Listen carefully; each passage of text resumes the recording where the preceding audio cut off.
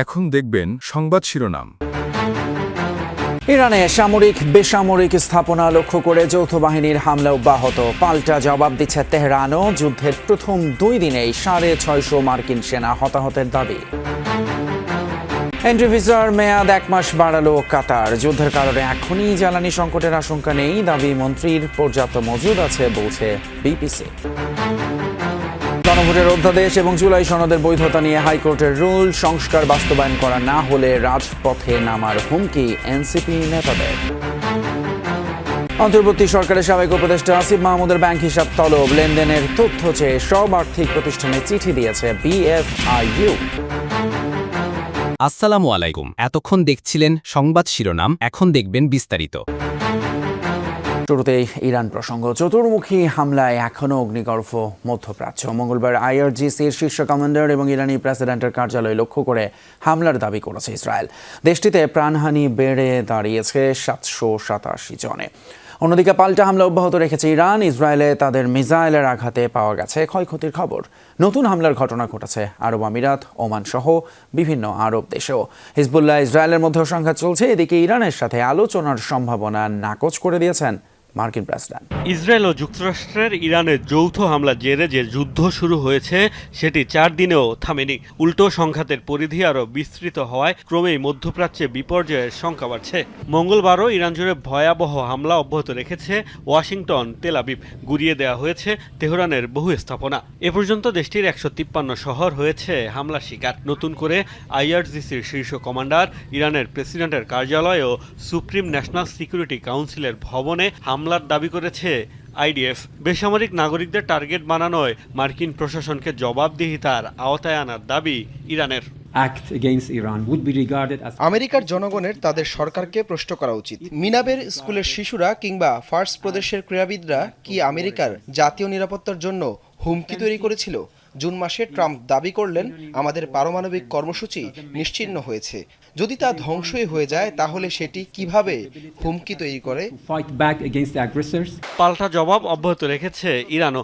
Central ইসরায়েলের একাধিক স্থানে আঘাত হেনেছে ইরানের মিসাইল। পাওয়া গেছে ব্যাপক ক্ষয়ক্ষতির তথ্য। জেরুজালেমেও সতর্কতা সাইরেনের শব্দে মিসাইল হামলার আতঙ্কে বাংকারে ঢুকতে দেখা গেছে বাসিন্দাদের। সংযুক্ত আরব আমিরাতের অয়েল ইন্ডাস্ট্রি জোনে ড্রোন হামলা জেরে অগ্নিকাণ্ডের ঘটনা ঘটেছে।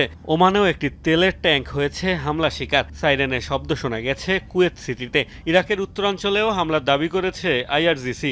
ইরানের বিরুদ্ধে বেসামরিক স্থাপনাকে লক্ষ্য বানানোর অভিযোগ তুলেছে উপসাগরীয় দেশগুলো। মধ্যপ্রাচ্যে যুদ্ধের কারণে এখনই জ্বালানিতে প্রভাব পড়বে না বলে জানিয়েছেন জ্বালানি মন্ত্রী ইকবাল হাসান মাহমুদ টুকু। তবে বিশ্বব্যাপী সংকট দেখা গেলে বাংলাদেশও সমস্যা হতে পারে। আর বিপিসি চেয়ারম্যান রেজানুর রহমান বলেন, দেশে জ্বালানি তেলের যথেষ্ট মজুদ আছে, দাম বাড়ার শঙ্কা নেই। জানান, যুদ্ধ পরিস্থিতি বিবেচনায় রেখে তেলের বিকল্প বাজার খোঁজার বিষয়টি ভাবা হচ্ছে। দেশের জ্বালানি খাত বলতে পুরোটাই আমদানি নির্ভর। ডিজেল, অকটেনের পর গ্যাসের মূল ভরসাও এখন বিদেশি এলএনজিতে। ফলে বৈশ্বিক যে কোনো পরিস্থিতিতে উদ্বেগ বাড়ে বাংলাদেশে। ইসরায়েল যুক্তরাষ্ট্রের সাথে ইরানের যুদ্ধ সে আশঙ্কা তৈরি করেছে। হরমুজ প্রণালী বন্ধ ও সৌদির তেল শোধনাগারে হামলা বৈশ্বিক তেল সরবরাহে আঘাত হিসেবে দেখছেন অভিজ্ঞরা। তবে সরকারি প্রতিষ্ঠান বিপিসি বলছে, আপাতত জ্বালানি তেলের সংকট নেই, বরং প্রয়োজনের তুলনায় যথেষ্ট মজুদ রয়েছে। দুইটা সুবিধা পাচ্ছি। একটা সুবিধা হলো যে আমার স্টকটা 14+ আমার স্টক আছে। জেট ফুয়েলটা একটা ইম্পর্টেন্ট। আর দ্বিতীয় হলো যে পোর্ট অফ ডেলিভারিগুলো এখনো পর্যন্ত আমার এই সিচুয়েশনের বাইরে। এখনই জ্বালানি তেলের দাম বাড়বে না বলে জানান বিপিসি চেয়ারম্যান। নিরবচ্ছিন্ন সরবরাহ বজায় রাখতে সোমবার পর্যন্ত 7টি জাহাজের এলসি সম্পন্ন হয়েছে বলেও জানান তিনি। মার্চের যে 2টা জাহাজ, তার মধ্যে একটাকে তো লোডিং শুরু হয়েছে, ওটা এখনো বলা যাচ্ছে না। আর আমরা যদি নেগেটিভ কোনো মেসেজ পাই, সেখানে আমরা প্রস্তুতি নিচ্ছি যে আমরা রিফাইন্ড অয়েল এর পরিমাণ বাড়ায় দিয়ে সেটাকে কভারেজ দেওয়ার চেষ্টা করব। মধ্যপ্রাচ্যে যুদ্ধের দামামা বাজলেও দেশের জ্বালানি খাতে তার প্রভাব পড়বে না বলে জানিয়েছেন ইকবাল হাসান মাহমুদ। তবে যুদ্ধ দীর্ঘমেয়াদী হলে এবং বিশ্বজুড়ে সংকট দেখা দিলে দেশেও এর প্রভাব পড়তে পারে। আশা করি আমরা মানুষের সংখ্যা দূর করতে পারবো আর কি। তারপরে বুঝতে হবে যে যুদ্ধকালীন সমস্যা তো আছেই, কোনো অসুবিধা নেই।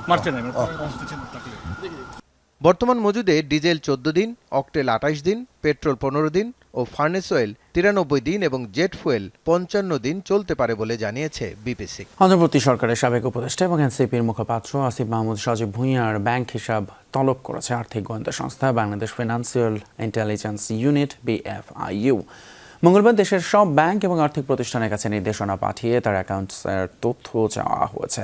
BFIU এর ঊর্ধ্বতন এক কর্মকর্তা বিষয়টি নিশ্চিত করেছেন। সংস্থার পাঠানো চিঠিতে বলা হয়েছে, লেনদেন তলব করার এই নির্দেশের ক্ষেত্রে মানি লন্ডারিং প্রতিরোধ বিধিমালার সংশ্লিষ্ট ধারা প্রযোজ্য হবে। নির্দেশনায় আসিফ মাহমুদের নাম ও জাতীয় পরিচয়পত্রের তথ্য দিয়ে তার হিসাব খোলার ফর্ম, KYC এবং লেনদেন বিবরণী সহ যাবতীয় দলিল 3 কার্যদিবসের মধ্যে BFIU-তে পাঠাতে বলা হয়েছে। সাবেক উপদেষ্টার বিরুদ্ধে ইতিমধ্যেই দুদকে অভিযোগের জমা পড়েছে। বর্তমানে সংস্থাটি তার বিরুদ্ধে ওঠা অভিযোগগুলো খতিয়ে দেখছে। 3 দিনের সফরে ঢাকায় এসেছেন দক্ষিণ এশীয় বিষয়ক মার্কিন সহকারী পররাষ্ট্রমন্ত্রী পল কাপুর। এই সফরে মূলত চীনের সাথে ঘনিষ্ঠতা কমিয়ে ঢাকা ওয়াশিংটন বাণিজ্য সম্পর্ক আরও বাড়ানোর বার্তা দিতে পারেন তিনি। বিশ্লেষকরা বলছেন, ঢাকার কাছে অস্ত্র বিক্রির জন্য বহুল আলোচিত জিসমিয়া এবং আকসা নিয়েও কথা হতে পারে এই সফরে। পাশাপাশি চীনকে চাপে ফেলতে ঢাকা দিল্লি সম্পর্ক জোরদারের বার্তাও দিতে পারেন ট্রাম্প প্রশাসনের এই প্রভাবশালী কূটনীতিক। পল কাপুর যুক্তরাষ্ট্রের বহুল আলোচিত দক্ষিণ এশিয়া বিষয়ক সহকারী পররাষ্ট্রমন্ত্রী ডোনাল্ড নুর উত্তরসূরি। দিল্লি হয়ে রাতে ঢাকায় পৌঁছেছেন তিনি। 3 দিনের সফরে পররাষ্ট্রমন্ত্রী ডক্টর খলিলুর রহমান, বিদ্যুৎ ও জ্বালানি মন্ত্রী ইকবাল হাসান মাহমুদ, বাণিজ্য মন্ত্রী খন্দকার আব্দুল মুক্তাদির এবং প্রধানমন্ত্রীর পররাষ্ট্র উপদেষ্টা হুমায়ুন কবিরের সাথে বৈঠক করবেন তিনি। পরিদর্শন করবেন জুলাই স্মৃতি জাদুঘর, যোগ দিবেন আমেরিকা বাংলাদেশ চেম্বারের ইফতারে। সরকারি দল এবং বিরোধী দল মিলে দেশকে সামনে এগিয়ে নিয়ে যাওয়ার প্রত্যাশা ব্যক্ত করেছেন জামায়াতের আমির ডক্টর শফিকুর রহমান। রাজধানীর আবু সাইদ কনভেনশন হলে ন্যাশনাল ডক্টরস ফোরাম NDF আয়োজিত ইফতার মাহফিলে তিনি আশাবাদ ব্যক্ত করেন। ডক্টর শফিকুর রহমান বলেন, সুস্থতার জন্য আল্লাহর পরেই মানুষ ডাক্তারদের উপর আস্থা রাখেন। ডাক্তারদেরও জনসাধারণের সেই আস্থার মূল্যায়ন করতে হবে। দেশের মানুষ দেশেই বিশ্বমানের চিকিৎসা পেলে বিদেশ গিয়ে চিকিৎসা নেওয়ার প্রবণতা কমে যাবে বলেও মন্তব্য করেন তিনি। মানুষ যখন বিপদে পড়ে অসুস্থ হয়, আহত হয়, তখনই আমাদের কাছে আসে। আসার পরে যে মানুষটা আমাদের কাছ থেকে শান্তি পাবে, আরাম পাবে, সিনসিয়ার ট্রিটমেন্ট পাবে, ও মুখ দিয়ে বলুক না বলুক, সেই মানুষের দোয়া আপনি পাবেন। আমরা সেই মানবিক জায়গাটা তৈরি করতে পারি কিনা। আল্লাহ আমাদেরকে যে বিবেক দিয়েছেন, সেই বিবেক অনুযায়ী আমরা দুনিয়ার সামনে একটা মডেল উপস্থাপন করতে পারি কিনা। সংসদে দলীয় প্রতীকে নির্বাচনের বিষয়টি নিষ্পত্তি হলে স্থানীয় সরকার নির্বাচন অনুষ্ঠিত হবে বলে জানিয়েছেন স্থানীয় সরকার প্রতিমন্ত্রী শাহ আলম। দুপুরে সিলেট সিটি কর্পোরেশন পরিদর্শন এবং কর্মকর্তাদের সাথে মতবিনিময় সভা শেষে কথা বলেন তিনি। প্রতীকের বিষয়টি নিষ্পত্তি না হওয়া পর্যন্ত আমার মনে হয় যে নির্বাচনের সিদ্ধান্ত আমরা কেমনে যাব, যেটা দলীয় প্রতীকে হবে না সাধারণ প্রতীকে হবে, এটা আইন আকারে মাননীয় সংসদ সদস্যরা যদি পাশ করেন যে সাধারণ প্রতীকে নির্বাচন হবে, এরপরেও আমরা দ্রুততম সময়ের মধ্যে আমরা নির্বাচনের দিকে যাব। আমরা চাই যে সমস্ত জায়গায় নির্বাচিত প্রতিনিধিরা থাকবে।